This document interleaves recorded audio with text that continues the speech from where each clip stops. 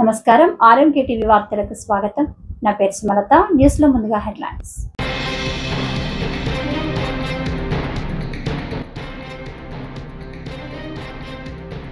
టెక్నాలజీని ఎల్లప్పుడూ ప్రోత్సహిస్తాం చంద్రబాబు.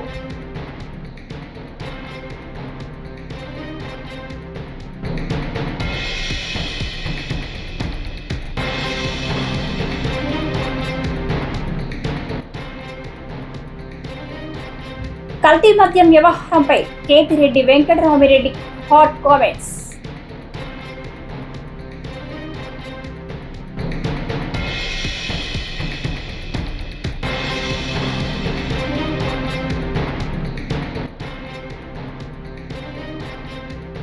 విశాఖలో గూగుల్ అడుగు పెట్టడం రాష్ట్రానికి చారిత్రాత్మకమైన రోజు, మంత్రి లోకేష్.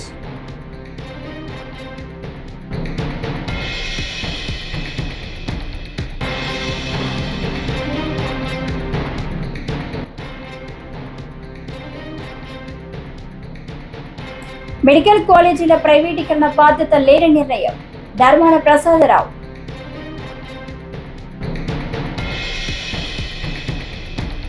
ఇక డీటెయిల్ చూస్తే, రాజకీయ నాయకుడిగా ఎల్లప్పుడూ టెక్నాలజీని ప్రోత్సహిస్తానని సీఎం చంద్రబాబు తెలిపారు. మంగళవారం ఢిల్లీలో ఆయన మాట్లాడుతూ, విశాఖలో గూగుల్ డేటా సెంటర్ ఏర్పాటులో ప్రధాని మోదీ కీలక పాత్ర పోషించినందుకు ఆయన ధన్యవాదాలు తెలిపారు. గతంలో హైదరాబాద్కు మైక్రోసాఫ్ట్ ను తీసుకొచ్చామని, ఇప్పుడు విశాఖకు గూగుల్ ను తీసుకొస్తున్నట్లు చంద్రబాబు పేర్కొన్నారు. విశాఖకు గూగుల్ రావడంలో సహకరించిన సంస్థ ప్రతినిధులను ఆయన అభినందించారు. కల్తీ మద్యం వ్యవహారంపై ధర్నా. I am appreciating Google team for speed up bringing this project to Visakhapatnam. You are all aware from the beginning, as a politician, always I am promoting technology. That is the proof of concept in Hyderabad. Now it is next level of development. We started iTech City and promoting IT.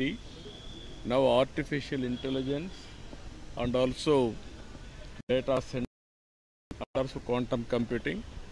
For all these things, driving force is the Honorable Prime Minister. Whenever some proposal, immediately he is doing, not only doing, he is asking to implement it at a faster pace. I am appreciating Google team for speed up bringing this project to Visakhapatnam. You are all aware from the beginning, as a politician, always I am promoting technology. That is the proof of concept in Hyderabad. Now it is next level of development. We started iTech City and promoting IT. Now artificial intelligence and also data center and also quantum computing. For all these things, driving force is the Honorable Prime Minister. Whenever some proposal, immediately he is doing, not only doing, he is asking to implement it at a faster pace. కల్తీ మద్యం వ్యవహారంపై ధర్నావరం మాజీ MLA Kethireddy Venkatarami Reddy స్పందించారు. కల్తీ మద్యం పట్టుబడిన మాజీ మంత్రి జోగి రమేష్ పై తిరిగి బురద చల్లే పనిలో ఉన్నారని ఆయన విమర్శించారు. కల్తీ మద్యం పట్టుబడిన ఎక్సైజ్ అధికారులపై చర్యలు తీసుకుంటామని తెలిపారు. ఈ వ్యవహారంపై 2 నెలలుగా కొనసాగుతున్న దర్యాప్తు వివరాలను కూడా వెల్లడించారు. మొదటి ఆఫీస్ నుంచి అనుమతి తీసుకుని జోగి రమేష్ కి కేసులు పెడతారంటూ తప్పుడు ప్రచారం జరుగుతుందని అన్నారు. ఈ మద్యం కుంభకోణానికి సంబంధించి, ఈ కల్తీ మద్యానికి సంబంధించి ఏ విధంగా జరిగిందో మనం చూస్తే, ఎప్పుడో 3వ తేదీ మలకల్ చెరువులో ఈ మద్యపానం దీనికి సంబంధించి, కల్తీ మద్యంకు సంబంధించి ఎక్సైజ్ పోలీస్ వాళ్ళు ఆ రోజు పట్టుకొని 3rd పట్టుకున్నారు. 4th రోజున అక్కడ లోకల్ ఎడిషన్లోనే ఈ విధంగా రావడం జరిగింది.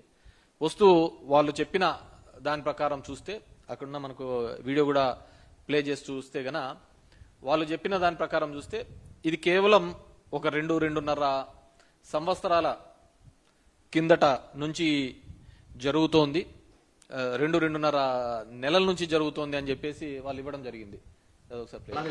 ఎలా చేసేవాళ్ళు ఈ మొత్తం వ్యవహారాన్ని ఎన్ని రోజుల నుంచి? దాదాపు ప్రిపరేషన్ ఒక 2-3 మంత్స్ నుంచి ప్రిపరేషన్ జరుగుతున్నట్టు తెలిసింది.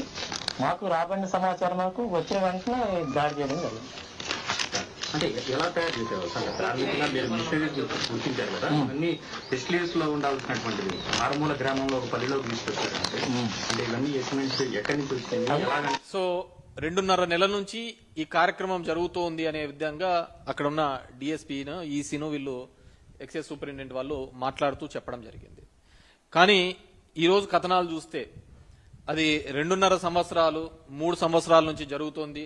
దీనికంతా వైసీపీ హయాంలోంచే మొదట ఆఫ్రికా నుంచి అన్నారు, మళ్ళీ దాని తర్వాత ఇప్పుడు లోకల్గా ఉన్న జోగి రమేష్ ద్వారా జరిగిందని చెప్పి ఒక పొలిటికల్గా తీసుకొని రావడం జరుగుతుంది. నేను ఒకటే చెప్పదలుచుకున్నా, 3వ తేదీ ఇది లోకల్ పేపర్లో వచ్చిన తర్వాత మళ్ళీ 6th వరకు ఎక్కడే కానీ ఏ పేపర్లోనూ రావటం లేదు. ఎప్పుడైతే వైఎస్ఆర్ కాంగ్రెస్ పార్టీ కల్తీ మద్యం గురించి పలు అంశాలుగా ప్రస్తావించడం జరిగిందో, జోగి రమేష్ డైరెక్ట్గా స్పాట్కు పోయి ఇది నారావారి సారా అని చెప్పేసి ఎగ్జిబిట్ చేయడం జరిగిందో, బయట పెట్టడం జరిగిందో, ఆ రోజు నుంచి కూడా దీని మీద మేము పెద్దగా యాక్షన్ తీసుకుంటున్నామని చెప్పేసి చేయడం జరిగింది. దానిలో ఉన్న జయచంద్రారెడ్డి అదేవిధంగా జనార్దన్ అనే వాళ్ళను ఇద్దరిని సస్పెండ్ చేస్తున్నట్టుగా చెప్పడం జరిగింది. ఈ జనార్దన్ అనే అతను సౌత్ ఆఫ్రికా నుంచి ఒక వీడియో రిలీజ్ చేయడం జరిగింది. ఆ వీడియోలో మనం బాగా చూసాము అంటే నాకు ఇది సంబంధం లేదు, నాకు ఆరోగ్యం బాగాలేకుండా ఇక్కడికి వచ్చాను అని చెప్పిన అతను ఎంత ధైర్యంగా ఒకవేళ ఇక్కడ కేసెస్ ఉన్నాయని విత్-ఇన్ 2 days ఎంత హుందాగా ఎయిర్పోర్ట్ నుంచి బయటకు వచ్చినాడో మనం చూస్తున్నాం. ఎయిర్పోర్ట్ నుంచి బయటకు వచ్చినారు. అతనికున్న ఈ కోర్టుకు సబ్మిట్ చేసిన దాంట్లో కూడా రిమాండ్ రిపోర్ట్లో కూడా ఆయన్ని తీసుకొని వచ్చినాము. ఈ విధంగా 12 ఎవరో కొద్దిమంది మీడియేటర్ సహాయంతో, ఎవరా మీడియేటర్లు, ఎవరేం మీడియేట్ చేసినారో వాళ్ళు తెలియదు, వాళ్ళు ఏం మీడియేట్ తీసుకొని వచ్చి ఇతనికి ఇది చేసినారు. తీసుకొని వచ్చిన తర్వాత ఆయన రాత్రి ఒక వీడియో రిలీజ్ చేస్తాడు చేతులు కట్టుకొని, పక్కన ఎవరో అతనికంతా నేర్పిస్తున్నట్టుగా ట్యూటరింగ్ చేస్తున్నట్టుగా, అంతే కదా సార్, ఇదే కదా సార్, చెప్తున్నాం కదా సార్, ఈ విధంగా చేశారు. జోగి రమేష్ ఇతను 2.5 సంవత్సరాలుగా మేము వ్యాపారంలో ఉన్నామంట. జయచంద్రన్ ఇదైతే మలకల్ చెరువులో అయితే చంద్రబాబు నాయుడు గారికి చెడ్డ పేరు వస్తుందంట. ఈ చందమామ కథలన్నీ అల్లుకుంటా రావడం జరుగుతుంది. మేము ఒకటే చెప్తున్నాం, మా వాళ్ళు ఏదైనా ఒక చిన్న ఊర్లో ఒక ఫ్లెక్సీ కట్టాలంటేనే పోలీసు వాళ్ళు వచ్చి అడ్డం పడి చేస్తా అంటారే, ఒక చిన్న పోస్ట్ పెడతా అంటేనే పోలీసు వాళ్ళు వచ్చి చేస్తా అంటారే, అలాంటిది ఇంత పెద్ద ఒక దందా నడుస్తోంది, ఒక దందా చేస్తున్న దానికి వైసీపీ వాళ్ళు చెప్పినాడని ఎంత ధైర్యం ఉంటే జనార్దన్ రావు గారు చేస్తారు చెప్పండి? జనార్దన్ రావు ఒక వైసీపీ అతను చెప్పాడని చెప్పి జనార్దన్ రావు ఇంత పెద్ద స్కెచ్లో చేస్తాడా? గవర్నమెంట్లో ఇలాంటివి ప్రోత్సహించకపోయింటే, నేను సింపుల్ థింగ్ చెప్తాపా, మా గవర్నమెంట్ ఉన్నప్పుడు టు బీ హానెస్ట్ చెప్తున్నా, హైదరాబాద్ నుంచి కానీ బెంగళూరు నుంచి కానీ ఒక 2 బాటిల్ తీసుకొని వచ్చా అంటే పోలీసు వాళ్ళు అడ్డం పడి నిలబెట్టేసి జైల్లో వేసిన సందర్భం. ఓ 2 బాటిల్ తీసుకొని రాడికి, దానికి ఓ అని మా మీద అందరూ బాధపడిన సందర్భం. 2 బాటిల్ తెచ్చుకోలేరా అయ్యా అని చెప్పేసి. ఈరోజు పాపం 2 బాటిల్కి సంబంధం లేకుండా ఒక కుటీర పరిశ్రమే మొదలు పెట్టేసి గ్రామాన కూడా మొదలు పెట్టినారు. ఎందుకు వస్తుంది ఈ విధంగా కల్తీ మద్యం? ఎందుకు ఏ విధంగా తయారైతుంది? వీళ్ళు బెల్ట్ షాపులు అన్ని కూడా వేలాల్లో అమ్మినారు. 1,00,000, 2 లక్షలు, 3 లక్షలు, 9 లక్షలు, 10 లక్షల వరకు పోయిన వేలాలు. అక్కడ నా గ్రామంలో ఉన్న డిమాండ్ని బట్టి పోయినప్పుడు ఆ 10 లక్షలతో ఈ బ్రాండ్ షాప్లోంచి సరుకు తీసుకొని అమ్మితే వాళ్ళకేం పెద్ద లాభం రాదు.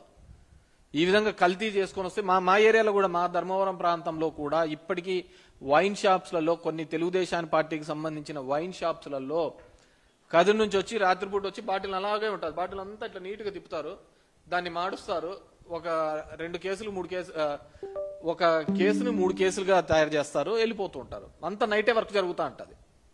ఇది ప్రతి చోట ఉన్న పరిస్థితి. ఎందుకు ఈ నకిలీది వచ్చింది? కేవలం వీళ్ళందరూ ఈ బెల్ట్ షాపులలాగా బాగా విస్తరించిపోయినాయి. ఈరోజు నిన్న చంద్రబాబు నాయుడు అంటున్నాడు, బెల్ట్ షాపులు ఇవన్నీ మేమన్నిటినీ వచ్చి మీద కఠినమైన చర్యలు.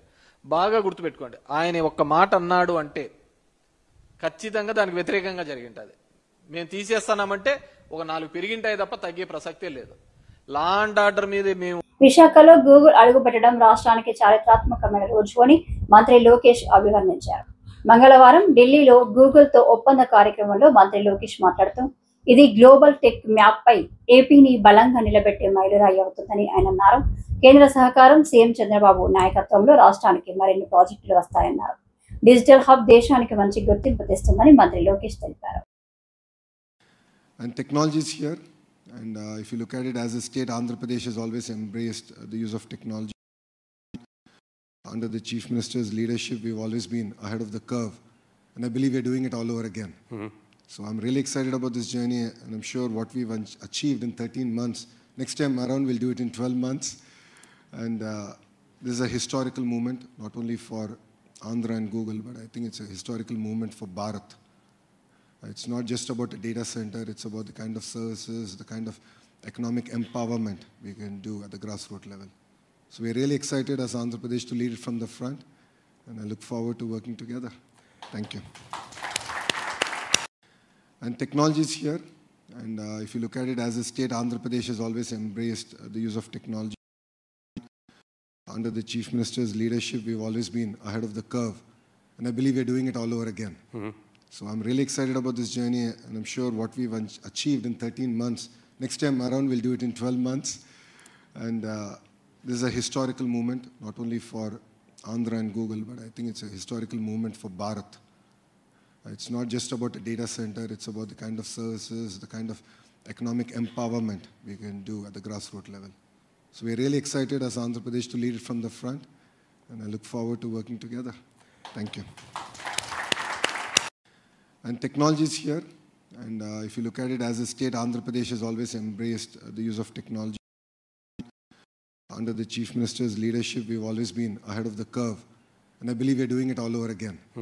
So I'm really excited about this journey, and I'm sure what we've achieved in 13 months, next time around we'll do it in 12 months. And this is a historical moment, not only for Andhra and Google, but I think it's a historical moment for Bharat. It's not just about a data center, it's about the kind of services, the kind of economic empowerment we can do at the grassroots level.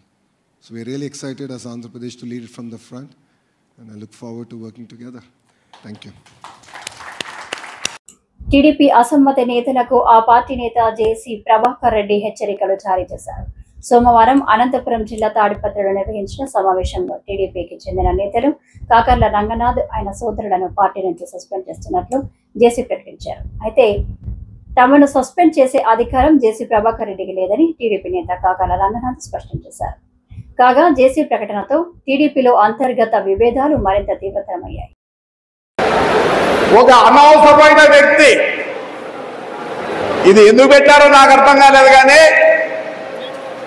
ఒక అనవసరమైన వ్యక్తి ఆయన తమ్ముళ్ళ గురించి ఏదో suspend అంటారు. ఏంటో suspend పలకరి అవుతా అయిపోయా, ఏదో సస్పెండ్ ఏడు పార్టీలోంచి, ఇది మన ఊరు మన కాన్స్టిట్యున్సీ, ఎవరినో సస్పెండ్ చేయాలి గిస్పెండ్ చేయాలంట. క్వశ్చన్ అనేది సస్పెండ్ కాదు, ఎక్కువ మాట్లాడితే ఇంకో విధంగా ఉంటుంది, ఇంకో విధంగా ఉంటుంది. జాగ్రత్త ఉండండి. ఏదో మీ చిన్న ఆయన చంపినట్లు, కోళ్ళపాడు రంగయ్య చంపినట్లు, ఏది నువ్వు కూడా అందరికి ఇవ్వాల్సిన అప్పులు ఇస్తే, నువ్వు ఇవ్వాల్సిన అప్పులు అందరికి ఇస్తే ఏమీ ఉండదు నీ దగ్గర. భద్రా మళ్ళీ చెప్తున్నా, భద్రా ఒక అనవసరమైన వ్యక్తి, ఇది ఎందుకు పెట్టారో నాకు అర్థం కాలేదు, కానీ ఒక అనవసరమైన వ్యక్తి ఆయన తమ్ముళ్ళ గురించి ఏదో సస్పెండ్ అంటారు. ఏంటో సస్పెండ్ పలకరి అవుతా అయిపోయా, ఏదో సస్పెండ్ ఏడు పార్టీలోంచి, ఇది మన ఊరు మన కాన్స్టిట్యున్సీ, ఎవరినో సస్పెండ్ చేయాలి గిస్పెండ్ చేయాలంట. క్వశ్చన్ అనేది సస్పెండ్ కాదు, ఎక్కువ మాట్లాడితే ఇంకో విధంగా ఉంటుంది, ఇంకో విధంగా ఉంటుంది. జాగ్రత్త ఉండండి. ఏదో మీ చిన్న ఆయన చంపినట్లు, కోళ్ళపాడు రంగయ్య చంపినట్లు, ఏది నువ్వు కూడా అందరికి ఇవ్వాల్సిన అప్పులు ఇస్తే, నువ్వు ఇవ్వాల్సిన అప్పులు అందరికి ఇస్తే ఏమీ ఉండదు నీ దగ్గర. భద్రం భద్రం, మళ్ళీ చెప్తున్నా భద్రం. మెడికల్ కాలేజీల ప్రైవేటీకరణ పేరుతో ప్రజలను ప్రైవేటు ఆసుపత్రులకు పరిచే కార్యక్రమం వెంటనే ఆపాలని, లేదంటే వైఎస్ఆర్సీపీ తరపున ఉద్యమిస్తామని మాజీ మంత్రి ధర్మాన ప్రసాదరావు కూటమి ప్రభుత్వాన్ని హెచ్చరించారు. శ్రీకాకుళంలో ఏర్పాటు చేసిన మీడియా సమావేశంలో ఆయన మాట్లాడుతూ విద్య, వైద్య రంగాలను ప్రైవేటు యాజమాన్యాల కిందకు తీసుకొచ్చి విద్యార్థులు, పేదల జీవితాలతో చెలగాటమాడేందుకు కూటమి సర్కార్ తీసుకున్న నిర్ణయానికి ప్రజా పోరాటంతోనే అడ్డుకుంటామని స్పష్టం చేశారు. రెండవది, మనలాంటి ఆర్థిక స్థితిగతులు కలిగినటువంటి ప్రజలకు చాలా పెద్ద భారమైనటువంటి నిర్ణయం అని ఈ సందర్భంగా మనం చేస్తున్నాం. గడిచిన కొన్ని రోజులుగా రాష్ట్రం అంతా ఈ చర్చ నడుస్తూ ఉంది. విద్యార్థుల్లోనూ, తల్లిదండ్రుల్లోనూ వైద్యం అందనటువంటి ప్రాంతాల్లోనూ, ప్రైవేట్ ఆసుపత్రులు, అందులో అందుబాటు లేనటువంటి వైద్యం గురించి చాలా చర్చ నడుస్తుంది. ఈ సందర్భంలో ఇంకా డీటెయిల్స్లోకి నేను పోనక్కర్లేదు. మన రాష్ట్రానికి అనుభవాలు ఒకసారి చూస్తే, కరోనా బారిన మనం పడ్డాం గడిచిన ప్రభుత్వ కాలంలో. కరోనా బారిన పడితే ఆనాడు రాష్ట్రంలో ఉండేటువంటి వైఎస్ఆర్ కాంగ్రెస్ పార్టీ, జగన్మోహన్ రెడ్డి గారి నాయకత్వం ఉన్నటువంటి ప్రభుత్వం దేశంలోనే అత్యుత్తమంగా కరోనాను ఎదుర్కోగలిసినాం. ఇతర రాష్ట్రాల్లో ఇంత ధీటుగా దాన్ని ఎదుర్కొనేటువంటి సందర్భాలు లేవు. అనుభవం ఇది మనకి. అలాంటి విపత్తు వచ్చినాడు కూడా ప్రభుత్వ ఆసుపత్రులు గట్టిగా పనిచేసినాయి,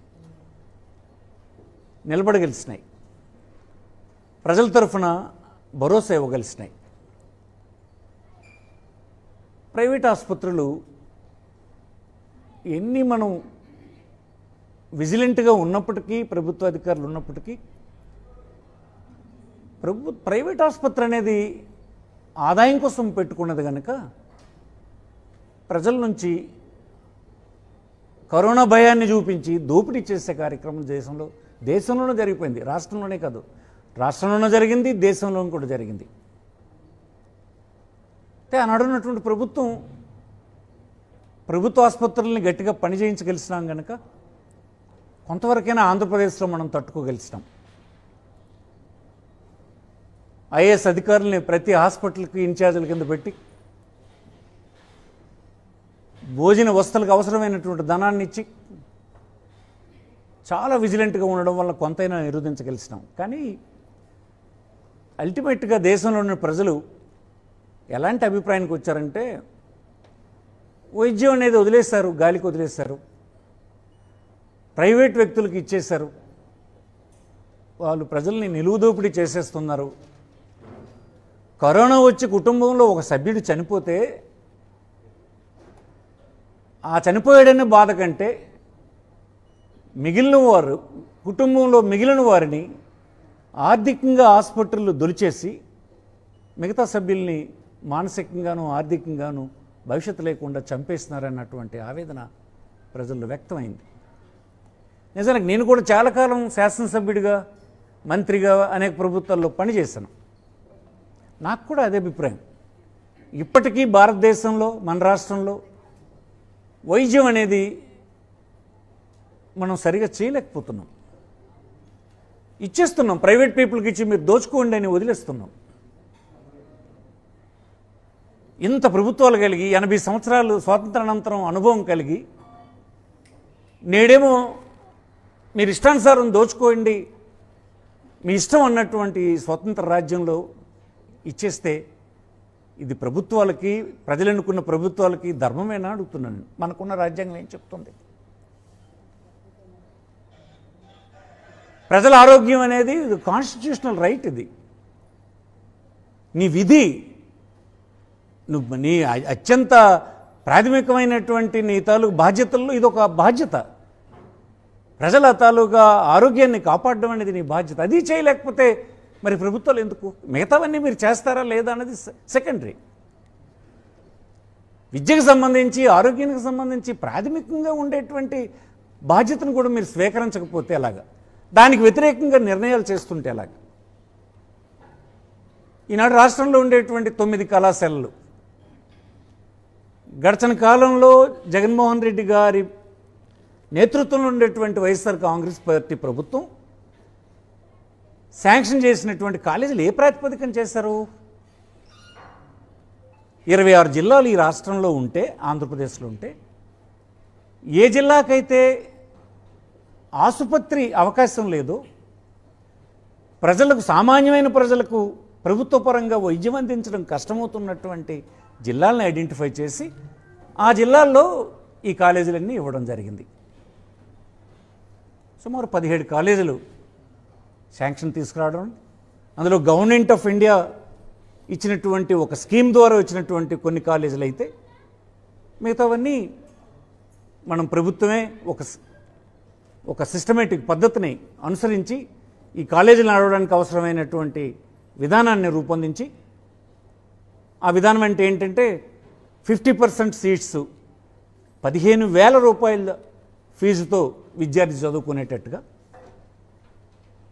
అదే 35% కోటా సీట్లు 15 లక్షల ఫీజు చెల్లించేటట్టుగా మధ్యతరగతికి, ఎన్ఆర్ఐ కోటా కింద ఉన్నటువంటి 15%వి 20 లక్షలు చెల్లించేటట్టుగా, హాస్పిటల్ మెయింటెనెన్స్కి ఇబ్బంది లేకుండా ఆ ప్రాంతంలో ఉండేటువంటి ప్రజలకు వైద్యం అందుబాటులో వచ్చేటట్టుగా ఒక విశాలమైన ప్రయోజనాన్ని ఆశించి ఈ హాస్పిటల్ని రూపకల్పన చేయడం జరిగింది. కాలేజ్ కాలేజ్ కాలేజ్ అని అంటారు, కాలేజ్ అసలు కాదు. ఆ కాలేజ్ ఎక్కడ? తాడేపల్లిగూడెంలో CM Chandrababu, deputy CM Pawan కళ్యాణ్లపై మాజీ మంత్రి కొల్లు సత్యనారాయణ మండిపడ్డారు. చంద్రబాబు దిశానిర్దేశంలో నకిలీ మద్యం కుంభకోణానికి తెరలేపారని విమర్శించారు.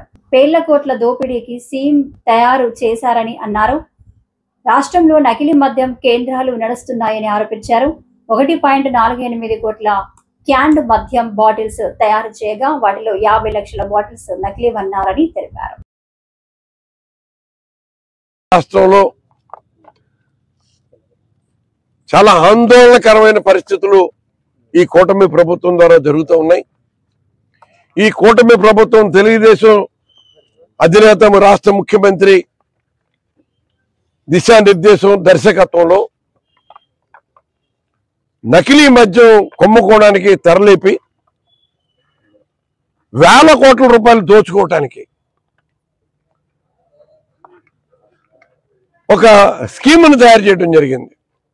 దీన్ని స్కామ్ అంటం కంటే స్కీమ్ అంటడమే సమంజసంగా ఉంటుంది. ఎందుకంటే ఒక పద్ధతి ప్రకారం రాష్ట్రంలో అన్ని ప్రాంతాల్లో కూడా ఒక కుటీర పరిశ్రమలాగా ఏదైతే తంబళ్లపల్లి శాసనసభ్యుడిగా తెలుగుదేశం తరఫున పోటీ చేసిన జయచంద్రారెడ్డి తన ఎన్నికల అఫిడవిట్లో నాకు ఆఫ్రికాలో డిస్టరీలు ఉన్నాయని మెన్షన్ చేసిన తర్వాత తన అనుచరుడైన జనార్దన్ రావు తోటి కానీ, కట్టా సురేందర్ నాయుడు తోటి కానీ, గిరిధరన్ నాయుడు తోటి కానీ, వీళ్ళందరూ కలిపి ఇక్కడ మరి ఏదైతే ఇబ్రహీంపట్నం దగ్గర కానీ, లేకపోతే విశాఖపట్నం జిల్లాలో కానీ, అనకాపల్లి దగ్గర కానీ, ఇంకా తుని ఇతర ప్రాంతాల్లో కానీ, ఏలూరు తదితర ప్రాంతాల్లో కానీ ఈ నకిలీ మద్యం తయారీ కేంద్రాల్ని ఎంతో పకడ్బందీగా మరి నడుపుతా ఉన్నారు. దీనికి ఇది ఒకటే కాకుండా గోవా నుంచి కూడా ఈ నకిలీ మద్యాన్ని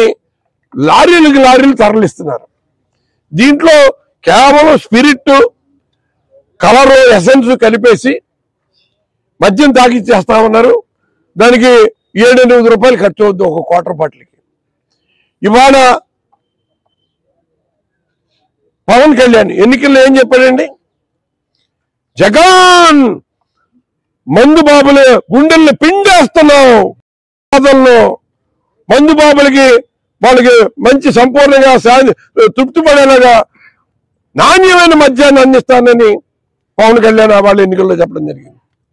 చంద్రబాబు నాయుడు అయితే ఈ పెద్ద కుంభకోణం జరిగిపోతుందని మరి తన పచ్చ మీడియా ద్వారా విస్తృతంగా అభూత కల్పనలు అబద్ధాలతోటి మాటలు చెప్పడం జరిగింది. ఇవాళ కూటమి ప్రభుత్వం అబద్ధాలతోటి అధికారంలోకి వచ్చింది. ఇక్కడ ఏ నియోజకవర్గ ప్రజాప్రతినిధులైనా ఎమ్మెల్యేలందరూ కూడా అబద్ధాల మీద బతుకుతున్నారు, అబద్ధాలతోటి బతుకుతున్నారు. ప్రతి విషయంలోనూ అబద్ధాలు చెప్తున్నారు తప్ప ఎక్కడా సత్యం నోటంటా రావట్లా.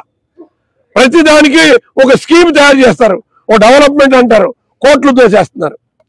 ఆ డెవలప్మెంట్ ఖరీదు 30-40 లక్షలు 50 లక్షలు ఉంటే వీళ్ళు 7-8 కోట్లు దాని పేరు మీద, ఇంకోసారి దాని మీద 7-8 ఇలాగా కోట్లాది రూపాయలు విచ్చలవిడిగా సంపాదించడమే కాకుండా దాన్ని బహిర్గతం చేస్తూ కాలం ఎగరేస్తూ మేము శాసనసభ్యులు ప్రజాప్రతినిధులు దోచుకోవడం మా హక్కు, లంచాలు తీసుకోవడం మాకు అలవాటు, మాకు ప్రజలే తీసుకొచ్చి ఇచ్చే పరిస్థితులు మేము కల్పిస్తున్నామని నిస్సిగ్గుగా చెప్పే ప్రయత్నం చేస్తారంటే ఇవాళ కూటమిలో అధికారంలో ఉన్న ప్రభుత్వం అధినేత చంద్రబాబు నాయుడు కానీ, ఉప ముఖ్యమంత్రి పవన్ కళ్యాణ్ కానీ, లేదా లోకేష్ నాయుడు కానీ వీళ్ళ సారథ్యంలో వీళ్ళ దర్శకత్వంలో వీళ్ళ విచ్చలవిడిగా ఈ కల్తీ మద్యం తయారయ్యి ప్రజల్ని ఆరోగ్యాలతో చెలగట్టు పడుతూ ఉన్నారు.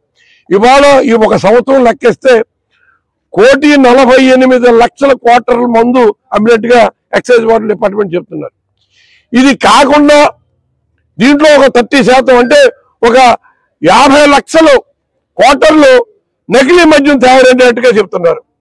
దాని కాస్ట్ లెక్కేస్తే దగ్గర 5,280 కోట్ల రూపాయలు ఇవాళ కూటమి నాయకులు ఈ ముఠా చేతుల్లోకి డబ్బులన్నీ చేరిపోయినాయి.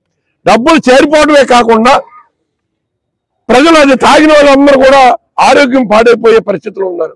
ఇవాళ 16 మంది రాష్ట్రంలో చనిపోయారు. ఇవాళ మరి తాడేపల్లిగూడెంలో కూడా ఈ మద్యం ఎక్కువైపోయి తాగేసి విచ్చలవిడిగా రౌడీజానికి పాల్పడి ఏం చేస్తామన్నది మరి అవగాహన కోల్పోయి వివేకం కోల్పోయి. ఈ వార్తలు ఇంతటితో సమాప్తం. నమస్కారం.